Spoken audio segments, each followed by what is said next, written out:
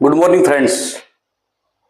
I am your host and दोस्त अमित वत्स और मैं आप सबका स्वागत करता हूं ऑन योर यूट्यूब चैनल पक्की खबर। दोस्तों, आप सब जानते हैं कि हम लगातार हर मॉर्निंग आपके सामने आते हैं और जो भी आपके क्वेश्चंस रहते हैं related to human cooperative society, LCC cooperative society और शाखा ग्रुप में 7 सोसाइटीज हैं, जिसमें से एलसीसी और ह्यूमन कोऑपरेटिव सोसाइटी मुख्यतः हैं और ज्यादातर उनके ही हैं जो हमारे वीडियो देख रहे हैं। हालांकि सर से रिलेटेड भी भाई आते हैं हमारे पास, कई बार एलजीसीसी के भी मैसेज आते हैं, लेकिन एलजीसीसी और एलसीसी को कंबाइन कर दिया गया था, इसलिए मैं दोनों को एक ही मानता हूं। तो आपकी जो क्यूरीज होती हैं हम उनका आंसर देते हैं हमारे वीडियोज में, क्योंकि दोस्तों अपडेट्स डेली नहीं आती है। खबरें अगर अपने आप से बनानी हो तो कितनी बना लो, लेकिन रियल अपडेट्स हर डेली नहीं आ रही है। इस केस में मैं आपको बता दे रहा हूँ, क्योंकि छोटी छोटी बातें आती है कि आज वहां धरना प्रदर्शन हुआ, इन चीजों से आप लोग ना अब ऊपर जा चुके हो और ना ही आप इन चीजों को देखना चाहते हो कि मैं आऊं और आपको खाली ये बताऊं कि आज जींद में यहाँ प्रदर्शन हुआ या सोनीपत में ऐसा प्रदर्शन हुआ। आप वो नहीं देखना चाहते। अब आप देखना चाहते हो कि रिजल्ट क्या रहा है, कि भाई उसका जो हमने आंदोलन किए हैं, जो लोग आंदोलन कर रहे हैं, लगातार फॉर्म 6 भरे गए हैं, कंप्लेंट की कैंपेनिंग चलाए गए हैं, व्हाट्सएप ग्रुप बना के भाई लोगों में अवेयरनेस लाई गई है, फिर सांसदों से एमएलए से मिला गया है, यहाँ तक कि विधानसभाओं में संसद में भी तक बात पहुंचाई गई है। उसका इम्पैक्ट क्या रहा? तो दोस्तों, इम्पैक्ट इतनी जल्दी नहीं आता है और ना ही एजेंसियां हमारे वेट में है कि मैं क्यों अमित को सुबह वीडियो बनानी है तो मैं शाम को खबर डाल देती हूँ कि मैंने ये एक्शन लिया एलसीसी ह्यूमन पर, ताकि सुबह जाके अमित बता दे। ऐसा नहीं है। एजेंसियां कार्य कर रही हैं, वो अपने हिसाब से कार्य कर रही है, वो हमारे लिए नहीं बंधी हुई। उनकी जवाबदेही हमें नहीं है, उनकी जवाबदेही संविधान को है, गवर्नमेंट को है, कोर्ट्स को है। तो ये तो हमें फर्क समझना पड़ेगा। लेकिन ये क्वेश्चन आंसर का जो दौर हमने चालू किया है, वो इसलिए चालू किया है क्योंकि मैं कई दिन से वीडियो नहीं डालता था, कई दिन बाद वीडियो डालता था। तो बहुत सारे दोस्त हैं जो मैं दूसरी वीडियो डालता हूँ, चाहे आपकी वुमेन से माफ कीजिए सारा से रिलेटेड हो, वीना से रिलेटेड हो या वाईफेक्स से रिलेटेड हो, उन पे भी कमेंट्स के माध्यम से हर कोई पूछता रहता है कि एलसीसी वुमेन का बताइए क्या चल रहा है। तो इसलिए मैंने फैसला किया कि इस प्रकार की हम सीरीज चलाते हैं और क्वेश्चन का आंसर देते हैं। बहुत सारे दोस्त कहते हैं कि रिपीटेड बातें करते हो भाई, जो क्वेश्चन रिपीटेड आएंगे ना तो उनकी बात रिपीटेड ही होंगे। आप ज्यादा समझदार हो, आपको सारी बातों का नॉलेज हो सकती है, लेकिन बहुत सारे दोस्त हैं जो मेरे जैसे हैं, जिनको बातें धीरे धीरे समझ में आती हैं या जिनको नहीं पता रहता है, वो कभी कभार चेक करने के लिए यूट्यूब पर आते हैं, उनकी बातों का जवाब देना भी जरूरी होता है। तो आज ऐसे ही हम क्वेश्चन उठाना शुरू करते हैं। संजीव साजिश 7740 पूछते हैं, एक्सअचीवर भी कुछ नहीं बता रहे हैं। वो कहते हैं मैं दुबई गया था, वहां मीटिंग हुई थी, वो कहाँ रहते हैं, मुझे अपने घर पर तो नहीं ले गया जो मुझे पता रहेगा, बट मुझे लगता है वो छुप रहे हैं या ये सब भी रुपया स्कैम किया होंगे। हो सकता है भाई, कोई बड़ी बात नहीं है। और वो सारे अचीवर तो कहते थे कि हमें पता वो कहाँ रहता है, लेकिन आजकल नई बात आपके सामने आ रही है। लेकिन दुबई में होता तो उसको शायद अब तक गिरफ्तार कर दिया जा चुका होता। वो समीर अग्रवाल के बारे में ये कहा जा रहा है कि उसके 2-3 पासपोर्ट उसने बनाए हैं। एक बार दैनिक भास्कर में न्यूज आई थी और मैंने इस पे वीडियो बनाई थी, एग्जैक्ट मेरे को याद नहीं आ रही डेट। तो उस टाइम पे ये बात सामने आई थी कि उसने 2-3 पासपोर्ट बनवा रखे और इसी वाली पासपोर्ट के माध्यम से वो आगे से आगे बढ़ रहा है या छुपने का कार्य कर रहा है। सरोज कौशिक जी कह रहे हैं थैंक्स फॉर इन्फॉर्मेशन, धन्यवाद जी आपका बहुत बहुत। वीरेंद्र कुमार जी कह रहे हैं सबसे ज्यादा गलती भारत सरकार का है, जो जी दहाड़े डकैती करने का लाइसेंस देते हैं। सबसे पहले 9/18 मुकदमा शेयर सिस्टर के ऊपर होना चाहिए। बात तो सही कह रहे हैं। वो कहते हैं ना भाई, बच्चे पैदा करके छोड़ दिए शरारत करने को, पड़ोसियों को परेशान करने के लिए को, इसी प्रकार के ये सारे कार्य हो रहे हैं। लाइसेंस तो दिया जाता है, लेकिन वो एक्चुअल में वो काम कर रहे हैं या नहीं कर रहे हैं, इसका पता लगाने के लिए जो मैकेनिज्म है उसमें कहीं ना कहीं खोट है और उसको इम्प्रूवमेंट करने की जरूरत है।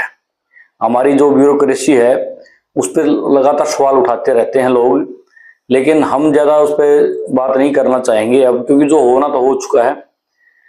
खोट किसका सबको पता है, कि इतना बड़ा मैटर है, हजारों करोड़ रुपए की वसूली है, लाखों करोड़ इन्वेस्टर हैं, तो वो बिना मिली भगत के तो भाई साहब हो नहीं सकता है। उनको कुछ ना कुछ सपोर्ट तो थी ही, जिसके कारण वो हवाला के पैसे भी ले गए। अभी अभी यूपी में एक अकाउंट से 23 करोड़ रुपए ट्रांसफर किए गए हैं, लैंड तक सीज किया ईडी ने, तो मैटर तो बड़ा ही है। हालांकि कौन उसकी सपोर्ट में था शायद ये हमें कभी पता ना लग पाए, लेकिन अगर हो जाए तो बहुत अच्छी बात है। प्रवीण मिश्रा जी कहते हैं, सर हमारे सीनियर तो सब मोबाइल बंद करके फरार हैं, किससे अपनी बात कहूं। प्रवीण जी बिल्कुल आपकी बात सही है। ये वही सीनियर हैं जो एक बंदा 1000 रुपए की आरडी नहीं खोलता था इनके कहने से, तो ये फाइन लगाते घूमते थे, सो बुरा भला कहते थे, ग्रुप से एग्जिट कर देते थे।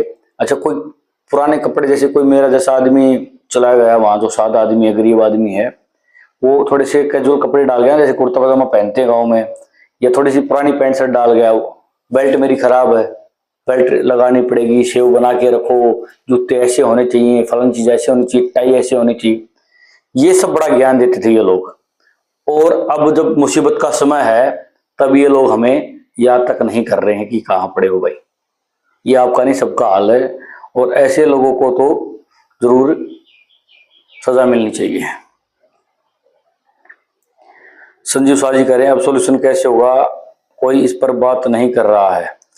सर सॉल्यूशन तो अब जो इंक्वायरी चल रही है अलग अलग माध्यम से, और तब समीर अग्रवाल पकड़ा जाएगा ना, तब तक सॉल्यूशन की बात नहीं हो सकती। जब समीर अग्रवाल पकड़ा जाएगा तब वो पार्टी बनेगा, वो बेल के लिए केस लगाएगा, वो सुप्रीम कोर्ट जाएगा, सारी चीजें सेंट्रलाइज होंगी और वहां से सारा केस चलेगा। मेरे हिसाब से तभी कुछ इस पर संभव हुआ है समाधान। सर ये बताएं, सचेत के साइड पर फर्जी था क्या एलसीसी? नहीं, बिल्कुल फर्जी नहीं था भाई। जो सचेत वाली साइट थी www.sit.rbi.org.in पर, जो 6 रेगुलेटर हैं, रेगुलेटर होते हैं 6, उसमें से आरबीआई है आपका, जो पीएफआरडीए होता है इंश्योरेंस सेक्टर को जो देता है, उसमें से एक अपना सीआरसीएस था, central registrar of cooperative societies, जो ये सोसाइटी को रेगुलेटेड करता था। वहाँ साइट पे जितने भी सोसाइटीज होते रेगुलेटेड, वो सारी वही होती है जिनको सेंट्रल रजिस्ट्रार ने ठप्पा मार के अपनी मोहर दे रखे कार्य करने के लिए, जो एज पर सीआरसीएस काम करते हैं। हालांकि आजकल ये कहा जा रहा है कि बहुत सारी सोसाइटीज पे ब्लॉक हैं, तो भाई ब्लॉक है उनको हटाएगा कौन यार? उसको हटाने की जिम्मेवारी तो सीआरसीएस की होगी। अगर कोई गलत कार्य कर रही है तो उसको इमीडिएट उसको वहां दिखाओ ना कि ये गलत कार्य कर रही है, उसको रेड में डालो, ग्रीन में, कुछ तो करो उसके ऊपर, लेकिन ऐसा कुछ हो नहीं रहा था। नहीं तो वो एसडीएम अमित शाह चोर है, वो भी मिला हुआ है। ऐसा जी आपके कहने से कुछ नहीं होता है, इंक्वायरी से होता है, और प्लीज ऐसे आरोप ना लगाएं जब तक बात क्लियर ना आई। हालांकि आपका गुस्सा वो जायज है, आप सब जानते हो भाई ये आदमी इस डिपार्टमेंट का मिनिस्टर है और इस पे इसको एक्ट करना चाहिए था, लेकिन इनकी इसमें मिली भगत है, हो सकता है इनको इसके बारे में पता भी ना हो। तो ये देश है में ना बहुत सारी चीजें हैं जो सारी चीजें सरकार तक नहीं पहुंचती हैं। राजकुमारी जी कहते हैं, सब बकवास बातें हैं सर, आपकी कोई कंक्लूजन नहीं है, हर रोज एक ही कहानी सुनाते हो। मैंने तो पहले ही बोला था कि बहुत सारे दोस्त हैं जो कमेंट के माध्यम से इस प्रकार की बात हमें कहते हैं कि सारी बकवास बातें हैं कि कहानी सुनाते हो। तो मैडम जी हम कहाँ कहानी सुना रहे हैं, हम तो आप क्वेश्चन पूछ रहे हो, जैसे मैं तो इस बात पे भी बात बता रहा हूँ, तो आप भी कहोगे कि मेरी बात पे बात क्यों बताई। तो हम तो खाली जो आप क्वेश्चन पूछते हो हमारे कमेंट्स के माध्यम से, आपकी कोई क्यूज होती है उसका जवाब देने की कोशिश करते हैं। मैं कोई वुमेन कोऑपरेटिव सोसाइटी यानी कि सागा ग्रुप का कोई प्रवक्ता नहीं हूँ, ना ही मैं भारत सरकार का प्रवक्ता हूँ।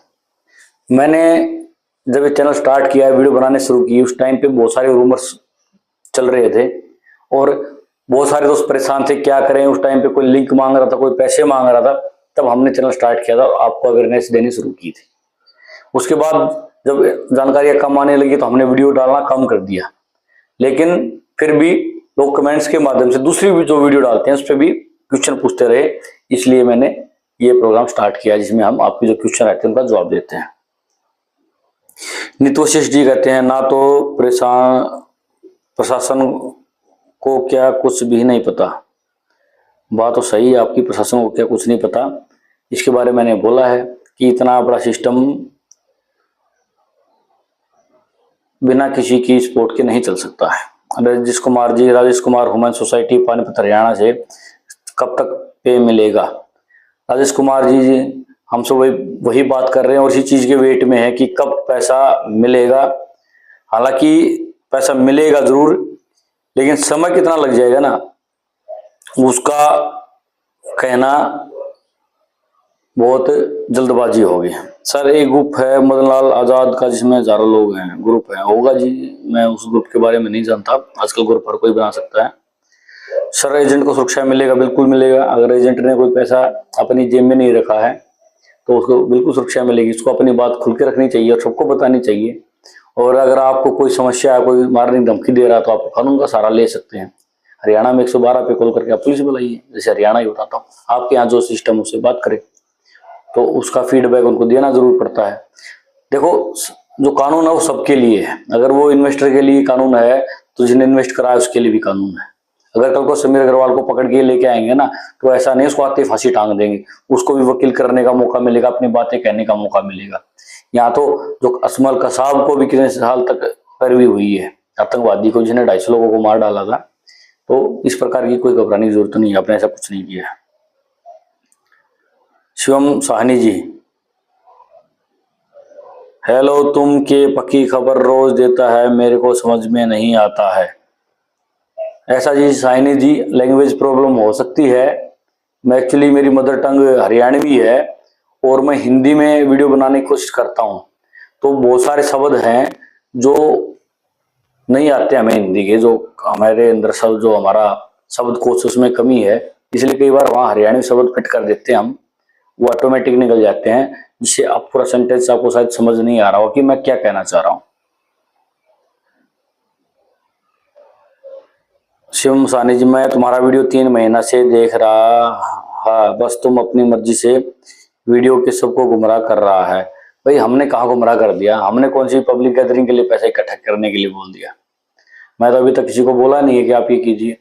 मैंने तो कहा कि आप जो क्वेश्चन पूछ रहे हैं हम उसका जवाब दे रहे हैं।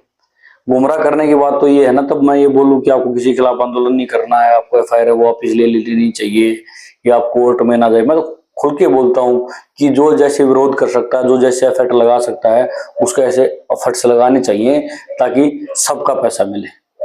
गुमराह करना एक अलग शब्द हो जाता है। आप कहाँ से हो मेरे को समझ में नहीं आई। अच्छा, इनको एक कमेंट हो रहा है, तुम भी वहां है, लाइक व्यू के लिए बकवास करता है। भाई कोई यूट्यूब पे वीडियो बनाएगा तो लाइक तो चाहेगा। अच्छा, अगर आप कोई काम कर रहे हो, जैसे खेती कर रहे हो, आप खेती करते हो, हल जोत रहे हो, किस लिए जोत रहे हो? ताकि उसमें जो फसल लगे वो अच्छी निकले। अगर फसल हर साल खराब होती रहे, आप खेती करोगे, छोड़ दोगे ना।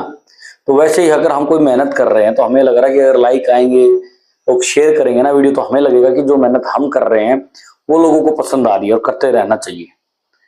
अगर लोग लाइक शेयर करना बंद कर देंगे या कमेंट करना बंद कर देंगे तो हम वीडियो बनाना बंद कर देंगे, तो उसमें कोई दो राय नहीं है। मैंने तो वीडियो की स्टार्टिंग में ही कहा कि मैंने तो वीडियो एक हफ्ते में बनानी शुरू की थी, 10 दिन में बनानी शुरू थी, कोई अपडेट आती है तो मैं वीडियो बना रहा था। लेकिन उसके बाद भी लोग लगातार कमेंट्स कर रहे थे, दूसरी वीडियो पे दूसरी वीडियो में डालता हूँ उनके ऊपर। तो मैंने कहा जरूर से जरूर इस मुद्दे पर हमें एक बात करनी है डेली। उसके लिए मैंने क्या चुना कि जो कमेंट्स लोग कर रहे हैं उस पर जवाब दिया जाए। तो दोस्तों आज की वीडियो में इतना ही। अगर आपकी और कोई क्यूरीज है कमेंट के माध्यम से हमसे पूछ सकते हैं। तो मिलेंगे आपसे नेक्स्ट वीडियो में, तब तक के लिए नमस्कार।